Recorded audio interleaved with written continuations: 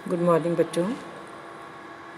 कल हमने जिस टॉपिक को शुरू किया था वो था पर्यावरणीय समस्याएं, जिसके अंतर्गत हमने चर्चा की थी पर्यावरण का अर्थ, पर्यावरण की विशेषताएं, पर्यावरण के कितने प्रकार हैं और पर्यावरण के कौन कौन से कारण हैं जिसके कारण पर्यावरण प्रदूषित होता है। इसी क्रम में आगे बढ़ते हुए आज हम चर्चा करेंगे पर्यावरण के क्या प्रभाव हैं।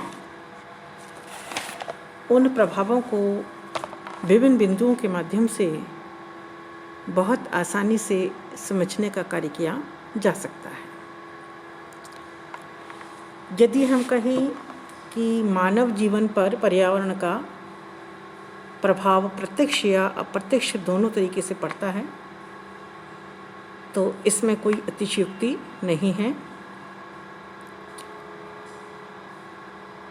जिसके कारण मानव के शारीरिक, मानसिक, सामाजिक अनेक प्रकार अनेक क्षेत्रों में परिवर्तन देखने को मिलने लगता है,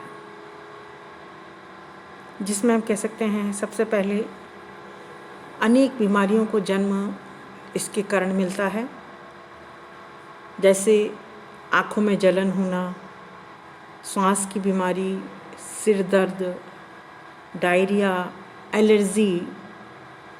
ऐसी समस्याएं इस पर्यावरण प्रदूषण के कारण वर्तमान समय में बहुत अधिक देखने को मिल रही है। दूसरी अगर हम बात करते हैं तो हम कह सकते हैं अनिद्रा और मानसिक रोग। ध्वनि प्रदूषण के कारण औद्योगिक नगरों में मशीनों के बीच काम करने वाले श्रमिक में अनिद्रा या विभिन्न प्रकार के मानसिक रोग जैसी चीज़ें देखने को मिलने लगी हैं।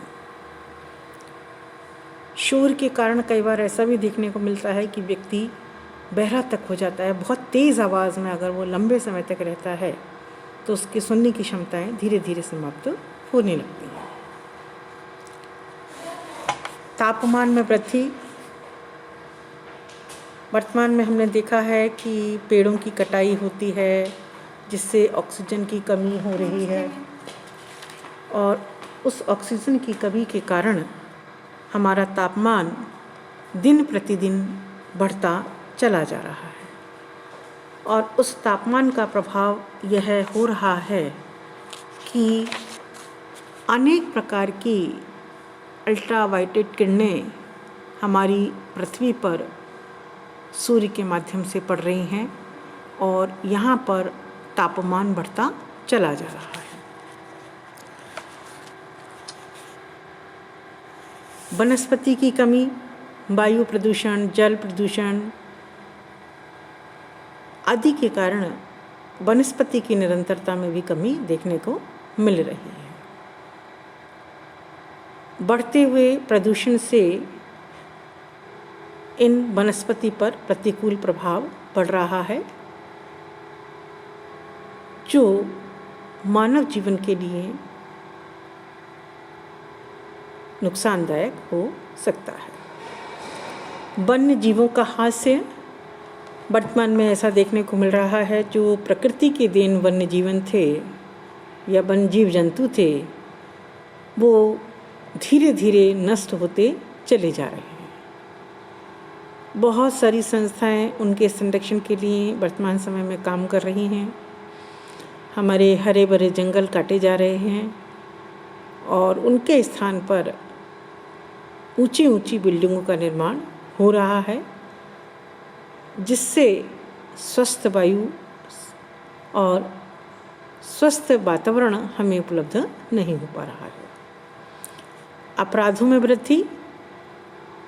ऐसा माना जाता है कि ध्वनि प्रदूषण अपराधों में वृद्धि का एक प्रमुख कारण मानते हैं, जिससे व्यक्ति में मानसिक तनाव होता है और मानसिक तनाव अनेक प्रकार के अपराधों को जन्म देने का कार्य करता है।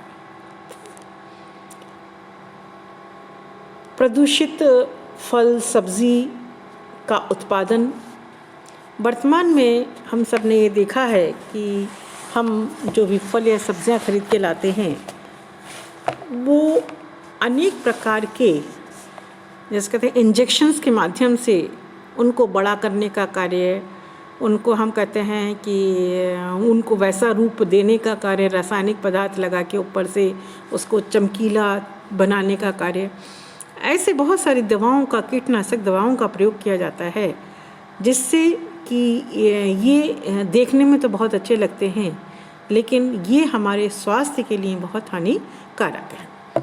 फसल को जल्दी बढ़ाने के लिए या हम कहते हैं कि कीड़ों से बचाने के लिए भी बहुत बार इस प्रकार की दवाइयों का, केमिकल्स का प्रयोग किया जाता है। ये कुछ प्रभाव हैं, समस्याएं हैं। तो जब कोई कभी भी समस्या होती है तो उसका निराकरण भी होता ही है और करना भी चाहिए। इस पर्यावरण प्रदूषण के प्रभाव को कम करने के लिए हमारे सरकार ने समय समय पर अनेकों प्रयत्न किए और यह कोशिश की कि इस जो प्रदूषण भारत में देखने को मिल रहा है उससे कैसे कम किया जा सकता है। भारत सरकार ने लगभग चौथी पंचवर्षीय योजना से ही इस समस्या पर अपना ध्यान केंद्रित करने का कार्य किया, प्रारंभ कर दिया है और अनेक कदम इसकी सुरक्षा के लिए समय समय पर उठाए जाते रहे, जिसके प्रमुख बिंदुओं में हम कह सकते हैं कि पर्यावरण संरक्षण कानून केंद्र और राज्य सरकार द्वारा इस समय भारत में पर्यावरण संरक्षण के लिए लगभग 30 कानूनों का निर्माण किया जा चुका है, जिसमें प्रमुख कानून हैं वन जीवन या वन संरक्षण अधिनियम 1972, 1980 वन संरक्षण अधिनियम, जल अधिनियम 1974, वायु प्रदूषण अधिनियम 1981,